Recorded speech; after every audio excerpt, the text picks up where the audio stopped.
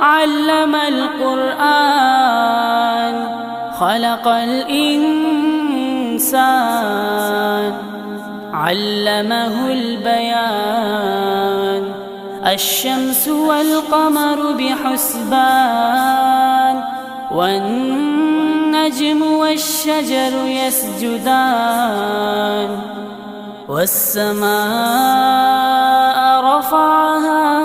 ووضع الميزان ألا تطغوا في الميزان